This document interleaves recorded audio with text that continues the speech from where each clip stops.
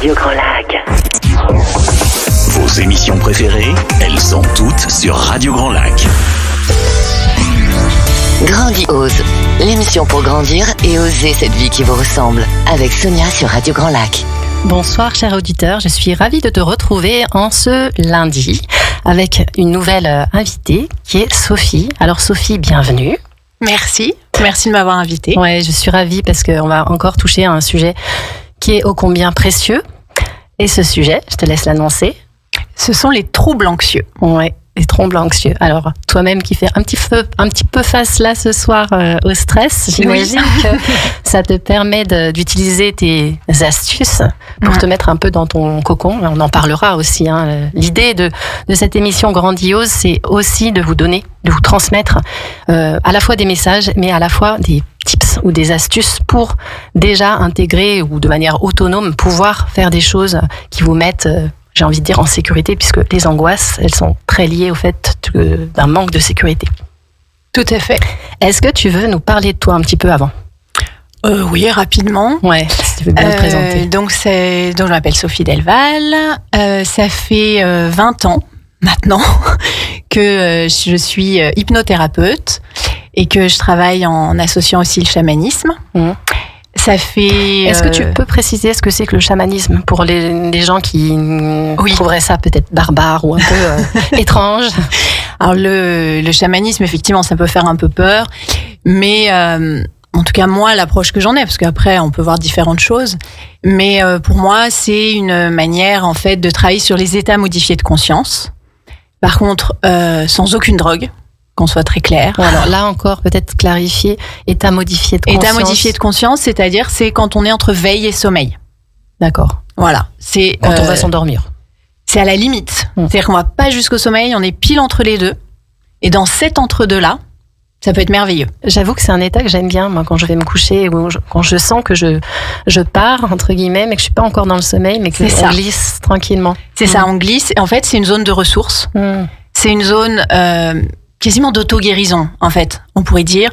C'est une zone où on peut ressentir des choses par rapport à son inconscient. C'est une zone où on peut demander à notre inconscient de faire des choses pour nous. Donc c'est vraiment une zone qui est très intéressante et que de toute façon on traverse régulièrement. Parce qu'il y a plein de fois dans la journée, quand t'es un peu saturé, d'un coup tu décroches. T'as l'impression que t'es parti un peu dans un autre monde. Tu dis, oula, mon Dieu, ça y est, c'est déjà l'heure, je suis déjà au dessert, alors j'ai même pas vu passer le repas.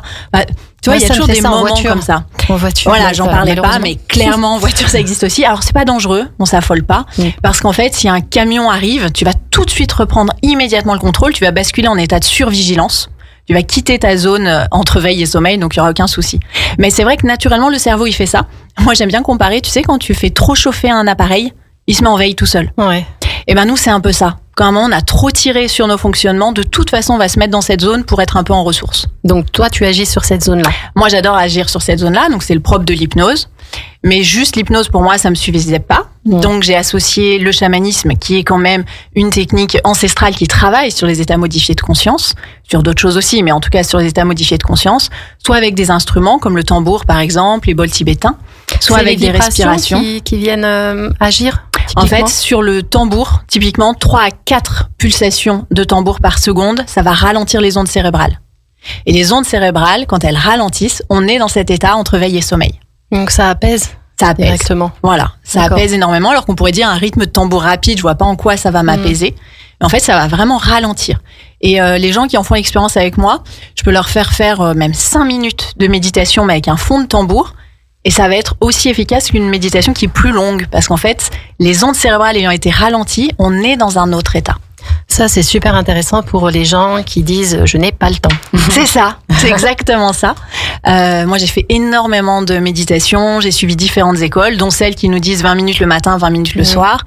Et en fait, c'est très compliqué. Moi je suis mariée, j'ai des enfants, je suis à mon compte, je travaille beaucoup. Et honnêtement, 20 minutes le matin, 20 minutes le soir, je les fais pas. Mais 5 minutes au tambour dans la journée, pour moi, c'est largement faisable. C'est intéressant de savoir que ça existe et que parce que 5 minutes, je crois qu'on les trouve. C'est ça. Et du coup, dans ces pratiques-là, alors toi, dans la pratique chamanique, c'est uniquement C'est avec ces instruments-là ou il y a d'autres choses encore? Moi, je travaille beaucoup avec le tambour, majoritairement, et d'autres instruments autour, comme les bols tibétains, et puis d'autres instruments qui sont plus pour le confort, les koshis, l'arbre à pluie, pour que ce soit un vrai voyage intérieur dans lequel on va aller travailler différentes choses. Parce qu'en l'occurrence, on va pas faire 5 minutes. On va faire beaucoup plus long. Oui, bien on va sûr. plutôt être sur 40, 45 minutes. Et du coup, c'est un long voyage pour aller toucher différentes choses, travailler des traumatismes. Moi, je travaille beaucoup sur les traumatismes, la digestion, on va dire, des traumatismes. Et puis, différentes choses, en fait. On peut faire tellement de choses que c'est traumatisme. Alors, moi, j'aime bien dire que traumatisme, tout est un peu traumatisme. Il y a des gros. Alors, voilà, on va dire il y a des effectivement micro-traumas. Et après, il y a les gros traumatismes. Les gros traumatismes, on va dire que finalement, c'est une confrontation à la peur de mourir. D'accord. Quelle qu'elle soit. Peur de mourir pour soi ou peur de la mort pour quelqu'un d'autre. Mais c'est quelque chose comme ça qui nous a choqués quand même fortement. Et après, tous les micro-traumatismes, ça va être aussi des choses qui se répètent et qui nous mettent tellement dans l'inconfort qu'on a l'impression qu'on va jamais s'en sortir. C'est ce que j'allais dire. C'est en fait Voilà. le micro-traumatisme, attention à la répétitivité. C'est ça. Qui peut devenir C'est la un gros fréquence. traumatisme. Exactement. La récurrence. Voilà, le fait que ce soit toujours récurrent et qu'on ait de moins en moins l'impression qu'on puisse s'en sortir, bah voilà, là ça va amener un grand mal-être aussi. Qu'est-ce qui t'a amené toi sur ce chemin-là? Comment t'as senti l'appel un peu ça déjà d'être hypnothérapeute? Qu'est-ce qui a éveillé ta conscience? Eh ben moi, ce qui a éveillé ma conscience, c'est que moi j'ai fait une grosse dépression. D'accord, oui, donc passé par ce chemin. Voilà, l'angoisse, je l'ai bien connue, avec une dépression, côté burn-out aussi, enfin tout s'est écroulé et moi j'avais 17 ans. Donc c'est venu très tôt. Mais justement, vu que c'est venu très tôt, ça a permis de faire un gros travail très tôt, tout de suite, qui a duré assez longtemps, parce que c'est vraiment une très grosse dépression que j'ai fait. À 17 ans, oui. Voilà, donc j'étais déscolarisée. Ouais, c'est ça. Donc j'étais déscolarisée, j'ai tout arrêté. Voilà, c'était très violent. Mais en même temps, ça a permis donc de découvrir plein de techniques différentes. Le cadeau mal emballé. Voilà, exactement. Et j'ai eu la chance donc de découvrir l'hypnose. Et ça a été un coup de cœur.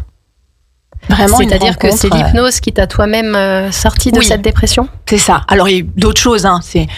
Et de toute façon, quand on accompagne quelqu'un sur une dépression ou tout autre trouble de santé psychique, de toute façon, c'est un ensemble. C'est jamais une seule chose. Mais c'est vrai que pour moi, l'hypnose, ça a été vraiment un outil fabuleux. Et une rencontre, vraiment. J'ai adoré l'hypnose. Et la petite histoire, c'est que l'hypnothérapeute de l'époque, qui était psychiatre, m'a dit que je serais hypnothérapeute plus tard. Ah, elle a déjà perçu ça par rapport à je sais pas du tout pourquoi il a dit ça. Est-ce qu'il a juste dit ça pour m'encourager, ce qu'il voyait que ça me plaisait, hein, c'est aussi possible. Mais en tout cas, que tu devais être réceptive. Juste. Ah oui, ça ou c'est sûr. Très curieuse aussi. Très curieuse, qui m'a donné des techniques pour tout de suite pratiquer. Donc il y a 18 ans, je guidais des voyages intérieurs. Déjà. Waouh. Donc le fil conducteur pour toi, c'est le fil conducteur et les gens que tu accompagnes, c'est autour de la dépression, du burn-out. C'est tout ce qui est souffrance morale. Pour moi, c'est vraiment important. Je suis pas trop sur l'arrêt du tabac ou des choses plus légères qu'on va retrouver en hypnose. Mais c'est vrai que tout ce qui est souffrance morale, c'est le sujet qui m'intéresse le plus et depuis très longtemps. Est-ce qu'il est possible qu'il y ait des gens qui ne sachent pas forcément qu'ils sont soit en dépression ou en burn-out? Alors on peut l'appeler déni ou tout simplement qui n'ont pas la conscience ou la connaissance des symptômes? Oui, c'est tout à fait possible. Par exemple, sur une dépression, ça peut aussi très bien se manifester par beaucoup d'irritabilité, d'agressivité. Et dans ces cas-là, la personne n'a pas forcément l'impression d'être en dépression. Oui, parce qu'on a du mal à se voir soi-même. On a du mal à se voir soi-même. Et puis souvent, on a des clichés aussi. Les gens, ils ont tendance à dire si je suis en dépression, c'est que je suis triste, c'est que je pleure toute la journée. D'accord. Et il suffit que ça se manifeste autrement. Et du coup, on va avoir du mal à le voir. Alors, et pour si le on peut burn-out, c'est aider connu. justement, tu vois, pour là, on est aussi à travers cette émission là pour éveiller les consciences, peut-être des personnes qui vont se retrouver en se disant ouh là là, ça me ressemble. Alors, pas de panique, si c'est le cas, justement. Il y a des professionnels pour aider, encadrer et rassurer. Mais en tout cas, commencer à sortir un petit peu de tout ça, c'est déjà le premier pas, en fait. C'est de prendre conscience pour changer ensuite. Si on n'en a pas conscience.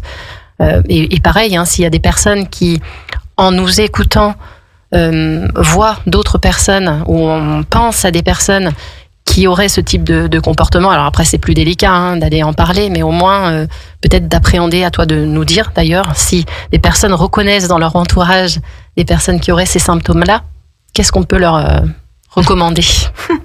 Alors justement, moi, comme je te disais hors antenne, je suis aussi formatrice de secouriste en santé mentale depuis 1 an. Donc, et c'est vrai que c'est toute la formation qu'on donne, c'est celle-là. C'est qu'est-ce qu'on peut faire justement pour aider une personne dans notre entourage si on a l'impression, en tout cas, qu'il y a un trouble, que ce soit anxieux, que ce soit de la dépression. Alors, on n'est jamais là pour diagnostiquer, bien entendu. Mais par contre, on peut déjà aller vers la personne et lui dire, écoute, moi, je m'inquiète pour toi. Ça, c'est la phrase clé. Ça va être je m'inquiète pour toi. Plutôt que de dire tu fais ci, tu fais ça, t'es bizarre. C'est plutôt je m'inquiète pour toi. Par exemple, je te trouve pas comme avant, ou j'ai remarqué que des fois t'as l'air triste, ou on va prendre des choses tout simples, mais vraiment de dire ce qu'on ressent par rapport à ça, et en fait d'ouvrir le dialogue. Ça va être d'ouvrir le dialogue là-dessus et de se poser et de permettre à l'autre de dire ce qu'il ressent. Parce que finalement, c'est pas un espace qu'on ouvre beaucoup. C'est le fameux bonjour, ça va? Oui, ça va, et toi? Oui, il ne veut rien dire. Il ne veut rien dire. Répond, c'est rare. Rares sont les personnes qui répondent non, parce que qu'est-ce qu'on en fait ensuite? C'est ça, exactement. Donc là, c'est vraiment de choisir un moment adapté. On va pas faire ça justement entre deux portes avant de partir, mais de savoir se poser à deux autour d'un café, autour d'un thé, et de dire écoute, voilà, je m'inquiète pour toi, je te sens soucieux, je te trouve pas dans ton état habituel, et de laisser l'autre s'exprimer, d'accepter aussi que l'autre puisse ne pas vouloir en parler. C'est ce que j'allais dire. Il y a peut-être un non en face. Il peut peut-être. Et en soi, c'est pas grave, parce que c'est comme une graine qu'on aura plantée à ce moment-là. Et peut-être qu'on y reviendra plus tard, ou peut-être que la personne, en tout cas, elle aura retenu qu'elle peut en parler. Comment toi, t'as décelé chez toi que t'étais en dépression? Est-ce que c'est justement peut-être tes parents, des personnes extérieures qui te l'ont fait comprendre, ou c'est toi qui l'as réalisé? Non, pas du tout. Moi, j'ai pas réalisé. Moi, j'étais triste, j'étais pas bien. J'ai vu mon médecin généraliste. Donc, je pense que c'est déjà le premier interlocuteur. Voilà. Donc lui, il a un peu décelé des choses sur de l'épuisement, sur de la fatigue, mais c'était pas encore très clair. Et après, moi, c'est vraiment aller sur de la phobie scolaire. Donc vu que je me suis écroulée et que j'allais plus en cours, après, obligée de voir le médecin. Et après, en creusant, c'est le médecin qui a parlé de dépression. D'accord. Donc dans les symptômes, il y a un peu cette tristesse, il y a peut-être des accès de colère. Il peut y avoir différentes choses, mais effectivement, il y a cette tristesse, il peut y avoir des accès de colère, il y a cette fatigue. Une fatigue, la difficulté, manque d'énergie, manque de motivation très fort, une difficulté effectivement à passer à l'action, et une baisse de l'envie. Moi, je dis souvent la dépression, c'est on n'a plus envie de rien. On n'a plus, quand on dit on veut, on peut, c'est faux. Parce que en fait, en dépression, il n'y a plus de volonté. Il y a tout qui est éteint. Alors à plus ou moins haut degré, bien sûr. Et puis, dans les cas extrêmes, on a aussi des idées suicidaires. Donc, le risque, il est aussi là-dessus. Après, moi, je veux pas rentrer dans du diagnostic pur parce que voilà, on n'est pas là-dessus. Mais c'est vrai que maintenant, on peut trouver sur des sites internet, ne serait-ce que le site de amélie.fr, où on retrouve les critères de la dépression. Enfin, maintenant, on peut être vraiment bien informé là-dessus. Ouais, c'est intéressant. Alors, il ne s'agit pas d'aller s'informer sur TikTok. Ça, c'est pas des bonnes informations. Mais aujourd'hui, il y a plein de sites spécialisés, médicaux, qui donnent des très bonnes explications. Et déjà, le site de la Sécu qui en parle très bien. Donc ça peut être une première base. Et sur la dépression, ce qui est important, c'est qu'en fait, on l'a trop... faut pas le banaliser, en fait. On a trop tendance à dire, oui, il est en dépression, quoi. Oui, c'est vrai. Mais non. Et puis certains qui vont dire, vulgairement parlant, allez, un petit coup de pied au cul et ça ira bien. Ou c'est à la mode. Mon Dieu, quoi. Ne pas sous-estimer l'ampleur. Faut pas sous-estimer. Voilà. Je crois que dans tous les troubles de santé mentale, il faut jamais sous-estimer l'ampleur. Et quand on discute avec la personne, quand on l'a ouvert cet espace de dialogue, il faut vraiment se méfier de pas lui dire « Oh, mais ça va aller, t'inquiète pas ». Parce qu'en fait, quand on fait ça, on veut lui remonter le moral, mais en fait, ça ne marche pas. C'est une vraie maladie. La dépression, c'est une vraie maladie. Et on va pas juste en discutant, on a réglé le truc. C'est comme si là aussi on sous-estimait quelque part l'importance, comme si c'était aussi simple. Donc ça pourrait donner l'impression à la personne qu'elle n'est pas capable, alors que c'est censé être facile. C'est ça. Il faut juste ci ou ça, alors que c'est pas le cas. Non, c'est pas le cas, et c'est vraiment une vraie maladie. Je crois que ça, c'est vraiment important que les gens l'intègrent, parce que on entend encore, voilà, que pour certains, c'est pas une maladie, mais c'est une vraie maladie, donc avec aussi des traitements. Alors que ce soit médicamenteux ou autre, parce que c'est même pas le problème. C'est pas parce qu'on dit que c'est une maladie que forcément c'est que par les médicaments, mais les médicaments peuvent être une aide. Après, il y a des compléments alimentaires aussi qui peuvent être une aide. D'accord, il y a des compléments alimentaires. Si effectivement on se sent pas pour l'instant de prendre des antidépresseurs, on peut très bien en discuter avec son médecin. Il y a des médecins qui recommandent des compléments alimentaires qui vont bien fonctionner. Typiquement, tout ce qui est le safran, la rhodiole, la griffonia et le millepertuis, qui est un antidépresseur naturel. Prenez des notes, chers auditeurs de Radio Grand Lac, prenez des notes. Et après, tout ce qui est oméga 3, ça aide énormément, parce que de toute façon, dans la dépression, c'est vrai que tous les fonctionnements psychiques sont quand même atteints, toutes les fonctions cognitives. Donc c'est quand même bien aussi, les oméga 3, ça facilite toujours. Et le magnésium, c'est toujours un inconditionnel. Je te propose qu'on fasse une courte pause musicale, et puis on se retrouve après pour 2-3 petits partages sympas. Avec plaisir. Au cœur de la vie locale, à Aix-les-Bains, Chambéry et autour du lac du Bourget, Radio Grand Lac. Grandiose, l'émission pour grandir et oser cette vie qui vous ressemble, avec Sonia sur Radio Grand Lac. Chers auditeurs de Radio Grand Lac, j'espère que tu aimes nous écouter, parce que apparemment on a l'antenne jusqu'à 20h30. C'est chouette, une émission aussi longue, et en même temps je crois qu'on aurait tellement de choses à dire, n'est-ce pas Sophie? Tout à fait.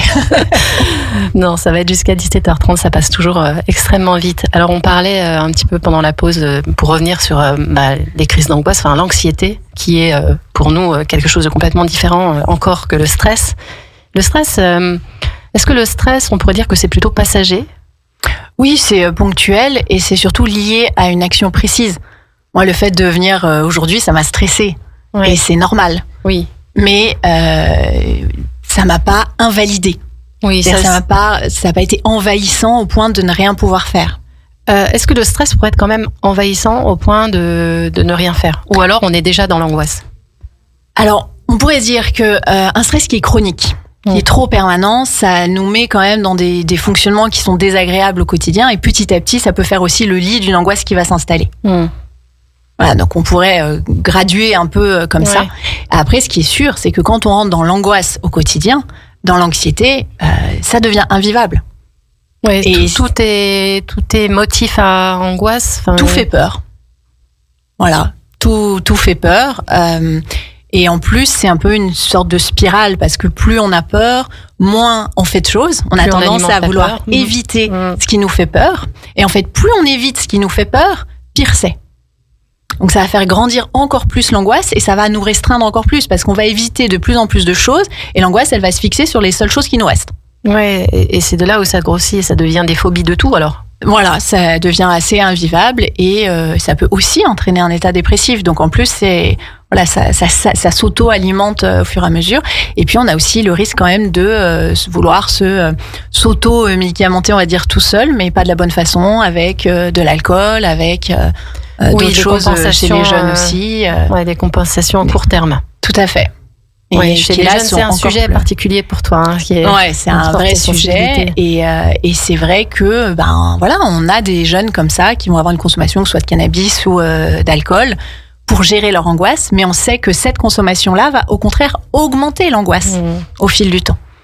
Donc c'est vraiment le cercle vicieux. Et du coup, par rapport à ce qu'on disait tout à l'heure, est-ce que observer aussi dans des proches une personne qui consomme un peu plus d'alcool que d'habitude, qui fait un peu plus la fête, ou qui a l'air de tout simplement de changer sa consommation ou son rapport avec soit de la cigarette, soit de l'alcool, soit autre, ou peut-être la nourriture d'ailleurs, je ne sais pas. Tout à fait, ça pareil. Aussi, c'est d'observer que tiens, il y a un changement de comportement alimentaire ou autre, et de se dire tiens, qu'est-ce que ça vient compenser dans sa vie, et ça peut masquer quelque chose. Ça peut masquer quelque chose, et c'est encore une fois prendre le temps d'ouvrir un espace de discussion et de lui dire en fait il y a des solutions, on va en discuter ensemble, on va chercher ensemble, et il y a des solutions. Alors il y a des petites choses comme effectivement travailler sur sa respiration, travailler la méditation, des choses comme ça. Et après, ça peut être aussi aller voir un professionnel.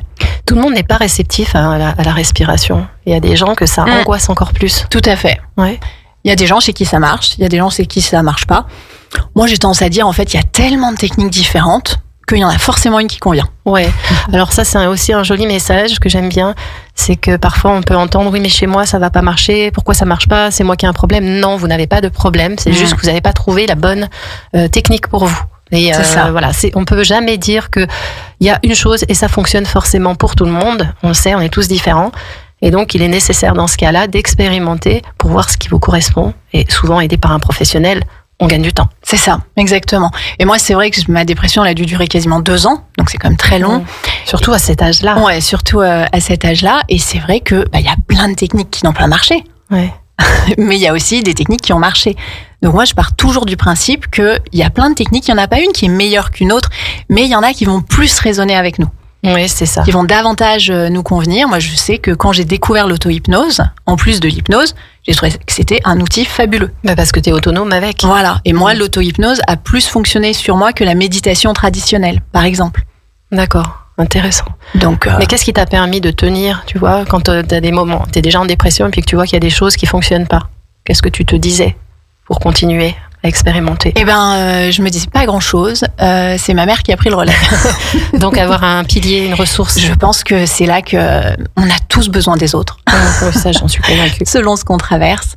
Et d'avoir quelqu'un qui va nous dire, mais attends, j'ai pris rendez-vous. Alors là, en l'occurrence, moi, j'étais mineure, donc c'était normal que ce soit ma mère qui prenne rendez-vous.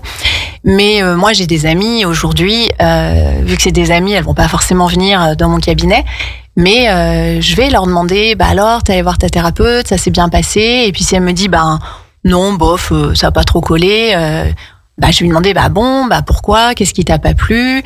T'aimerais peut-être une autre technique? Attends, si tu veux, on peut chercher ensemble. Je suis sûre qu'on peut trouver une technique qui te conviendra davantage, etc., etc. Oui, il y a forcément quelqu'un, quelque part, avec des outils qui correspondent aux besoins qu'on a. Moi, j'en suis persuadée. Oui, j'en suis persuadée aussi. Et il faut pas lâcher. Mais il faut accepter que ça peut être un travail de longue haleine. C'est un marathon. C'est jamais un sprint. Et c'est même plus long qu'un marathon. Mais si on garde confiance, pour moi, voilà, il y a toujours des solutions. Et on prend le temps qu'il faut. On peut aussi accepter qu'on n'est pas la bonne personne pour accompagner. Des fois, si on est trop proche, ça peut aussi ne pas convenir. Donc, ça peut être une autre personne qui va accompagner, qui peut faire un relais. Des fois, la famille n'y arrive pas. Et puis, ça va être une compagne, un compagnon, un ami. La famille, ça semble toujours plus compliqué parce que émotionnellement, il y a trop de résonance. Après, ça dépend. Vraiment, moi, j'ai vu plus de 2500 personnes dans le cadre de mon travail et j'ai vu plein d'histoires différentes. Donc, j'ai vu des familles où ça fonctionne très bien et d'autres non. La famille, encore une fois, il n'y a pas de règle. Il n'y a aucune règle. Il n'y a aucune règle. Donc, pour moi, il faut vraiment garder confiance là-dessus. Alors, est-ce que tu voulais nous partager peut-être parce que elle a, Sophie, un joli petit livre avec 55 méditations. Elles sont courtes. Elles sont très courtes. Parce que c'était justement pour répondre à ce problème des gens qui disent mais la méditation c'est trop long, j'ai pas le temps. Et moi j'ai voulu dire en fait il faut faire des micro-méditations de 5 minutes. Donc j'ai créé un livre là-dessus et après on l'a enregistré au tambour pour avoir l'accompagnement au tambour. Et donc il y en a qui sont en libre accès sur ma chaîne YouTube en plus. Donc d'accord. Voilà. Donc là, si tu veux nous partager j'en partage une petite méditation au pif. Et ce qui est chouette, c'est comme il y aura le podcast, les personnes pourront la retrouver, la réécouter encore. Exactement. À toi. Donc à chaque fois, ça prend un élément de la nature. Et là, j'ai ouvert au hasard. Message d'un ours. Profite de l'instant. Savoure chaque moment de plaisir. Ce sont des pépites, des gourmandises à ressortir dans les périodes difficiles de disette. Sans provision, je ne peux pas passer l'hiver. Alors fais des réserves de joie et de bonheur dès que tu peux pour survivre aux longues nuits sans soleil. Ferme les yeux et prends le temps de penser à un moment de plaisir simple dans ta journée. L'as-tu assez savouré? Maintenant repense à un moment de joie dans le mois. T'en souviens-tu Immerge-toi dans le souvenir de plein de moments agréables. Les instants partagés avec les gens que tu aimes, les sensations douces, les petits plaisirs de la vie, les joies, les rires. Enregistre tout ça au plus profond de toi. Et à chaque fois que nécessaire, tu peux puiser dans ton réservoir à plaisir et souvenirs agréables. Dès que tu croises un de ces moments précieux, vis-le, respire-le et garde-le profondément en toi. Remercie l'ours et sa précieuse leçon et remercie-toi de t'autoriser dorénavant à vivre pleinement tous les bons moments. Merci. J'imagine avec le tambour derrière, ça doit être assez puissant. Voilà, ça aide. Voilà, donc c'est un petit exemple de méditation, effectivement très courte, qui peuvent se placer facilement. Et un temps pour soi, voilà. Un temps pour prendre soin de soi et écouter aussi un petit peu où est-ce qu'on en est avec son angoisse, son stress. En tout cas, c'est pas forcément que pour les personnes angoissées, on est d'accord. C'est simplement un rituel qu'on met en place pour soi. C'est de l'hygiène cérébrale même. Ouais, l'hygiène cérébrale, joli mot. On se lave tous les jours, on se lave les dents plusieurs fois par jour, et pour autant, on veut pas prendre 3 minutes pour méditer, alors qu'on est prêt à prendre 3 minutes pour se laver les dents. Je sais pas si on n'y met pas une connotation différente, tu vois, le mot méditer, est-ce qu'il n'y a pas aussi une forme de pression, oh là là, faut pas que je pense, faut que je sois ci, faut que je sois là, je me demande. Alors qu'en fait, juste, on s'assied, on ferme les yeux, on respire, et on fait rien. Juste, on fait rien. Après, qu'on pense, c'est pas grave. Les pensées, l'essentiel, c'est de pas s'accrocher aux pensées. J'avais un enseignant de méditation qui disait quelque chose de très joli. Il disait, méditer, c'est s'asseoir dans la prairie et regarder les chevaux passer. Et si on se rend compte qu'on est en train de chevaucher, on redescend du cheval et on se rassied dans la prairie. Et l'acte de méditer, c'est le fait de descendre du cheval. Donc c'est le fait de prendre conscience qu'on est en train de penser, on lâche la pensée et on se remet, on lâche cette pensée-là et on se rassied. Et après, il y en aura une autre. C'est pas grave. Le fait d'apprendre comme ça à lâcher nos pensées, ça fait beaucoup baisser le niveau de stress. C'est joliment dit et ça donne envie d'aller méditer immédiatement. Est-ce que tu as 1 ou 2 messages vraiment importants que tu as envie de passer avant qu'on termine? Parce que c'est déjà la fin. C'est déjà la fin. J'ai envie de dire, prenez le temps de respirer. Super application, Respire Relax, que peut-être les auditeurs connaissent. Moi je trouve que c'est très important de respirer. Et si on n'aime pas la respiration, peut-être allez vous balader sur ma chaîne YouTube. Qui sait, comme ça vous découvrez le tambour, vous verrez ce que ça vous fait. Et sinon juste, on s'assied, on ferme les yeux et on fait une pause. Moi c'est ce que je dis à mes enfants, on fait une pause. On s'assied, on ferme les yeux, on peut le faire partout. Simplement, ça coûte rien. Et si on le fait 1 ou 2 fois par jour, ça peut déjà beaucoup aider. Et c'est ça coûte rien, mais ça peut rapporter gros. Et on peut le faire n'importe où, comme tu le disais. C'est ça. Alors justement, pour te retrouver, ta chaîne YouTube qui a ton nom? Oui, c'est ça, Sophie Delval. Et sinon sur Facebook? Sur Facebook et sur mon site internet, j'en ai 2. J'ai soit mon blog sophiedelval.fr ou alors hypnose-chamanique.fr. Et là, on peut retrouver ton livre si certaines personnes ont envie de se le procurer. Et sur mon blog, il y a tous mes livres parce que j'en ai fait plusieurs. Et il y a tous mes livres, il y a des extraits aussi. Donc ça permet de découvrir, d'écouter, de voyager. Je trouve ça fabuleux parce que au-delà des messages que tu viens de passer, c'est aussi le fait de se dire la dépression n'est pas une fin en soi, la preuve. L'ancienne dépressive à 17 ans pourrait se dire waouh, mais que va être sa vie? Elle est magnifique parce que c'est toi qui tends la main maintenant et qui forme à ce sujet-là. Merci encore Sophie pour ces beaux instants d'échange et de partage qui, je suis sûre, auront inspiré nos auditeurs de Radio Grand Lac. Merci beaucoup en tout cas. Merci à toi. On retrouve C'est local et c'est bon tout à l'heure à 18h. En attendant, je vous dis belle soirée à tous.